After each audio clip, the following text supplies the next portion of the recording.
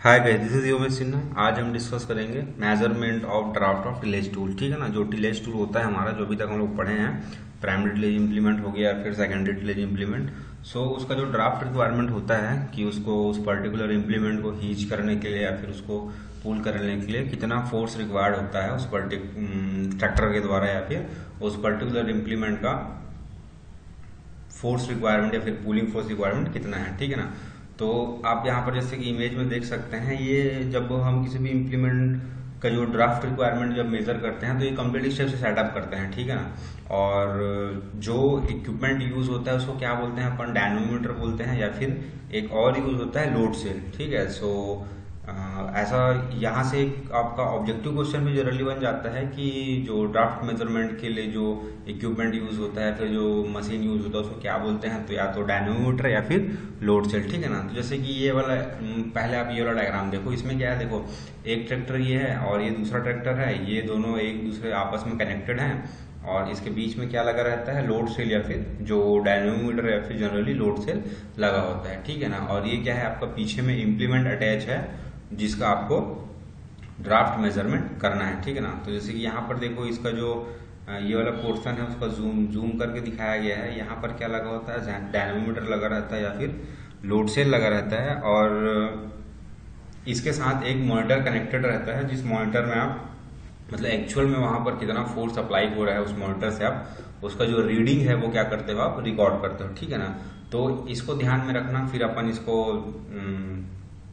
अभी इसको डिस्कस करते हैं कि कैसे कैसे क्या होता है, कैसे होता है। तो पहले आपको बता दूं कि जब ये सेटअप तैयार होता है, तो जब अपन ड्राफ्ट मेजर करने जाते हैं किसी भी इम्प्लीमेंट का, तो वो टोटली डिपेंड करता है कि आपका वहाँ का सॉइल का कंडीशन कैसा है, और सॉइल पैरामीटर बहुत ही ज़्यादा इफेक्ट करता है, कितने डेप्थ पे आपका इम्प्लीमेंट वर्क कर रहा है। तो ये सारा चीज़ वहाँ पर क्या करता है, मैटर करता है कि किसी भी इम्प्लीमेंट का ड्राफ्ट रिक्वायरमेंट कितना होगा। ठीक है ना, तो जैसे कि हम जब इस इम्प्लीमेंट को पीछे वाले ट्रैक्टर पे ऐसे क्या करते हैं, अटैच कर देते हैं, और जब इसको फील्ड में हम ऑपरेट करते हैं तो जो आपका ये फ्रंट वाला जो ट्रैक्टर होता है ये ऑन की कंडीशन में होता है। ठीक है ना, और जो रियर ट्रैक्टर होता है ये भी ऑन की कंडीशन में होता है, बट न्यूट्रल रहता है। ठीक है ना, न्यूट्रल की कंडीशन में रहेगा। इसमें इससे अपन कोई भी गियर वियर शिफ्ट नहीं करते, कोई भी पावर नहीं लेते, बस इंजन स्टार्ट करके न्यूट्रल पोजीशन में छोड़ देते हैं, और इसके पीछे आपको क्या लगा रहता है, इम्प्लीमेंट लगा रहता है। ठीक है ना, अब जो ड्राफ्ट मेजर करते हैं अपन किसी भी इम्प्लीमेंट का, उसकी दो कंडीशन होती है। ठीक है, उस दो कंडीशन को अपन आगे ऐसे समझते हैं। देखो, सबसे पहला कंडीशन ये होता है, जैसे कि उस डायग्राम में से है कि यहाँ पर क्या है, आपका एक ट्रैक्टर यहाँ पर है। ठीक है ना, ये हो गया मान लो आपका ट्रैक्टर 1। ठीक है, और इसके साथ आपका दूसरा ट्रैक्टर क्या है, ऐसे कनेक्टेड है, ये हो गया आपका ट्रैक्टर 2। ठीक है ना, ये हो गया आपका मान लो T2 या फिर ट्रैक्टर 2। यहाँ पर लगा हुआ है क्या चीज, आपका डायनोमीटर या फिर लोड सेल, और इसके साथ में क्या लगा हुआ है, आपका इम्प्लीमेंट लगा हुआ है। ठीक है ना, तो देखो सबसे पहला कंडीशन क्या होगा कि पहले कंडीशन में आपका जो ये जो ट्रैक्टर 1 है, ठीक है ना, ये ऑन मतलब इसको अपन ऑन करेंगे, और इसके थ्रू अपन इसको क्या करेंगे, हीच करेंगे, और इसके जो पीछे जो इम्प्लीमेंट लगा है वो लिफ्ट के कंडीशन में रहेगा। ठीक है ना, उससे अपन उस टाइम उसको अर्थ में डाउन नहीं करेंगे, ये जो इम्प्लीमेंट है लिफ्ट के कंडीशन में रहेगा, और ये हुआ आपका पहला कंडीशन। तो पहला कंडीशन में क्या क्या है, आपका जो ट्रैक्टर है, ठीक है, दोनों ट्रैक्टर ऑन की कंडीशन में है, बट जो पीछे वाला जो T2 है, ये जो T2 है ये क्या है, आपका न्यूट्रल पोजीशन में है। अब हम T1 की हेल्प, मतलब जो ट्रैक्टर 1 है, इसको इसके मदद से क्या करेंगे, इसको हीच करेंगे। ठीक है ना, तो जब T1 से आप T2 को, ट्रैक्टर 1 से ट्रैक्टर 2 को आप हीच करोगे, तो यहाँ पर क्या होगा, एक जो भी फोर्स रिक्वायर्ड होगा यहाँ पर, ठीक है ना, कि इस पर्टिकुलर ट्रैक्टर को हीच करने के लिए कितना फोर्स लग रहा है इस ट्रैक्टर को, तो वो यहाँ पर आपको क्या रहेगा, आपका जो लोड सेल लगा है या फिर डायनोमीटर लगा है, जिसके साथ आपका क्या कनेक्ट रहेगा, डिस्प्ले कनेक्ट रहेगा। तो उस डिस्प्ले में शो होगा कि इस पर्टिकुलर ट्रैक्टर को हीच करने के लिए कितना फोर्स लग रहा है। तो यहाँ पर आपको एक रीडिंग मिलेगा, क्या चीज का, मान लो कि जाए जैसे कि ये फर्स्ट पोजीशन है, तो F1 इज इक्वल टू क्या हो जाएगा, आपका F1 मतलब फोर्स कितना लग रहा है इस कंडीशन में। मान लो कि जाए आपको फॉर एग्जाम्पल बता रहा हूँ, मान लो कि जाए 800 kg। ठीक है, 800 kg आपका फोर्स फोर्स रिक्वायर्ड है इसको हीच करने के लिए। फॉर एग्जाम्पल है, आप एग्जाम्पल ऐसा नहीं है कि इतना ही रिक्वायरमेंट होता है, ये नहीं है। मैं फॉर एग्जाम्पल आपको बता रहा हूँ कि मान लो कि जाए आपका इम्प्लीमेंट लिफ्ट के पोजीशन पे है और आप इसको हीच कर रहे हो, तो इस ट्रैक्टर को हीच करने के लिए आपको 800 kg फोर्स रिक्वायरमेंट है, ठीक है ना। अब देखो सेकंड कंडीशन क्या होगी, ये सेकंड कंडीशन की ओर चलते हैं। ये वापिस से आपका ये T1 हो गया, ठीक है, मतलब ट्रैक्टर 1 हो गया, और यहाँ पर ये इस लोड सेल से इससे क्या है आपका कनेक्टेड है। ये ट्रैक्टर ये T2 हो गया, ठीक है। यहाँ पर क्या लगा हुआ है आपका लोड सेल लगा हुआ है या फिर डायनोमीटर लगा है। तो यहाँ पर इम्प्लीमेंट में क्या है, ये इम्प्लीमेंट यहाँ पर वर्किंग कंडीशन में, ठीक है ना। देखो दोनों में डिफरेंस क्या है, एक में क्या है आप सिर्फ जो आपका इम्प्लीमेंट है वो लिफ्ट पोजीशन पे है, मतलब वो सरफेस के कांटेक्ट में बिल्कुल भी नहीं है, ठीक है ना। और सेकंड पोजीशन क्या है आपका कि जो ये ट्रैक्टर है, जो ट्रैक्टर है तो सेम कंडीशन में रहेगा। ये जो T2 है ये न्यूट्रल पोजीशन पे ही रहेगा। अपन T1 की हेल्प से इसको क्या करेंगे, हीच करेंगे। बट आपका जो इम्प्लीमेंट है इसको क्या करेंगे अपन, इसको फील्ड में मतलब इसको लोअरिंग कंडीशन पे रहेंगे, ठीक है ना, लोअरिंग कंडीशन पे रखेंगे। तो मान लो कि जाए अब देखो जो यहाँ पर F2 आएगा, ठीक है ना, कि इस पर्टिकुलर सिचुएशन पे या फिर इस कंडीशन में इसको हीच करने के लिए कितना आपका मतलब फोर्स रिक्वायर्ड है, ठीक है। तो मान लो कि जाए यहाँ पर आपका जैसे कि पहले F1 में क्या हुआ 800 kg आ रहा है, तो ऑब्वियस सी बात है यहाँ पर ये सिर्फ ट्रैक्टर का था, तो ये दूसरा वाला है ट्रैक्टर भी है प्लस उसमें क्या लगा हुआ है आपका इम्प्लीमेंट भी है। तो इम्प्लीमेंट को भी क्या करना पड़ेगा, हीच करना पड़ेगा मतलब। तो यहाँ पर जो फोर्स रिक्वायरमेंट है या फिर जो लोड है जो आपका डायनोमीटर में या फिर लोड से जो लोड लग रहा है वो बढ़ जाएगा। तो फॉर एग्जांपल मान लो कि जाए इसको हीच करने के लिए कितना लग रहा है, यहाँ पर 1200 kg लग रहा है, ठीक है। ये एग्जांपल पॉइंट ऑफ व्यू से बता रहा हूँ मैं आपको, ऐसा कुछ नहीं कितना ही लगता है। एक्चुअल में फील्ड में वो सारा चीज डिपेंड करता है आपकी सॉइल कंडीशन क्या है और आप इम्प्लीमेंट कौन सी यूज कर रहे हो, प्राइमरी टिलेज इम्प्लीमेंट है या फिर सेकेंडरी टिलेज इम्प्लीमेंट है या फिर आप कितना डेप्थ पे वर्क कर रहे हो, ये भी सारा चीज मैटर करता है। जैसे कि फॉर एग्जांपल अगर आप सब सॉइलर वगैरह का अगर ड्राफ्ट मेजरमेंट करोगे तो उसका ड्राफ्ट मेजरमेंट बहुत हैवी आता है, और अगर आप कल्टीवेटर हो गया, हैरो हो गया, ये सब का अगर ड्राफ्ट मेजरमेंट करोगे तो वहां पर उसका ड्राफ्ट क्या आता है, मतलब जो ड्राफ्ट रिक्वायरमेंट है वो कम होता है। अब देखो ये दो कंडीशन हो गया, पहला कंडीशन ये हो गया T1 से आप T2 को हीच कर रहे हो और आपका इम्प्लीमेंट रैश कंडीशन में है, मतलब आपका जो इम्प्लीमेंट है वर्क मतलब इम्प्लीमेंट से आप वर्क नहीं ले रहे हो, ठीक है ना।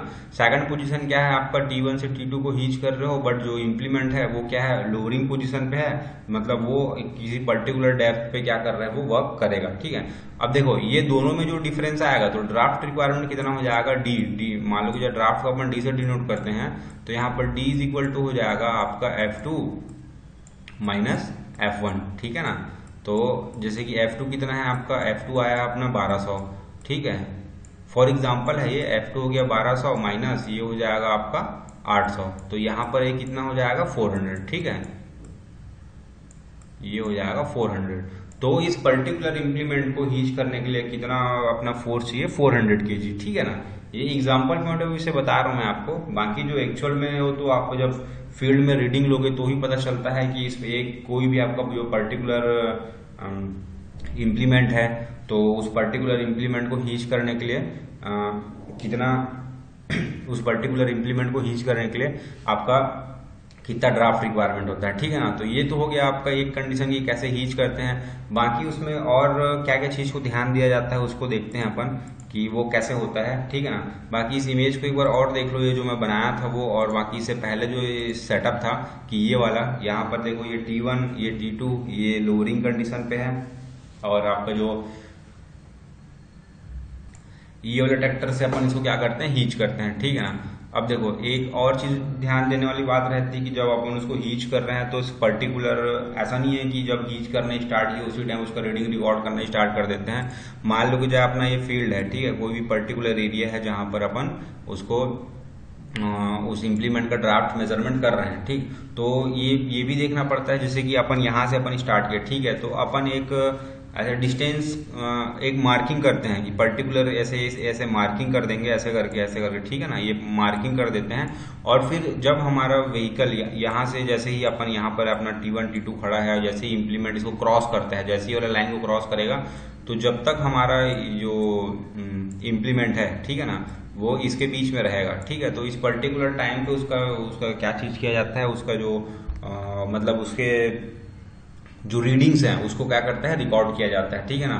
तो ये इस चीज को भी ध्यान दिया जाता है कि किस टाइम पे रिकॉर्ड करना है। तो एक ये हो गया, एक मतलब ये भी प्रोस्पेक्टिव हो गया।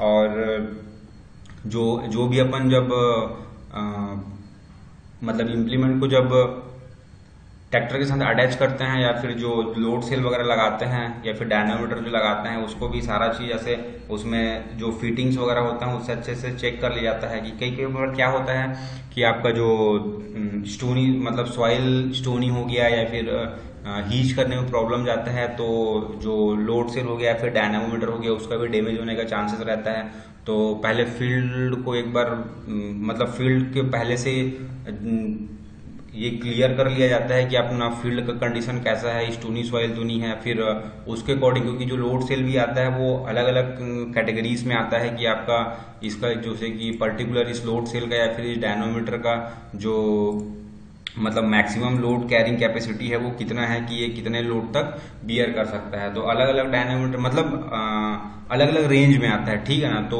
उसके अकॉर्डिंग आपको यूज करना रहता है कि जनरली जैसे कि आप अलग अलग जो कंपनीज होती है वो अलग अलग टाइप का लोड सेल या फिर डायनामोमीटर जो बनाती है, तो आप प्राइमरी ड्रेनेज इंप्लीमेंट के लिए यूज कर रहे हो तो वहां पर आपको हैवी रेंज का या फिर जिसका रेंज ज्यादा हो उस टाइप का डायनोमीटर यूज करना पड़ेगा। या फिर अब जैसे कि आप सेकेंडरी ड्रेनेज इंप्लीमेंट का अगर ड्राफ्ट मेजरमेंट कर रहे हो तो वहां पर थोड़ा कम रेंज का भी चल सकता है, ठीक है ना। तो अगर आप जैसे कि ऐसा कोई लोड सेल या फिर डायनोमीटर यूज कर रहे हो जिसका आपका रेंज कम है और आप उससे हैवी इंप्लीमेंट को हीच करते हो, तो वहां पर उसका डैमेज होने का चांसेस क्या होता है, बढ़ जाता है। जैसे कि यहाँ पर जब ये क्लैंपिंग वैम्पिंग करते हैं तो इसको सारा चीज को अच्छे से ध्यान रखा जाता है कि कहीं पर ऐसे ब्रेक होने का चांसेस ना हो, या फिर कहीं से भी जो हमारा जो ज्वाइंट वगैरह है वो नट एंड बोल्ट लूज ना हो। तो ये सारा चीज क्या करते हैं अपन ध्यान रखते हैं। तो ये हो गया क्या चीज, आपका measurement of draft of tillage tool.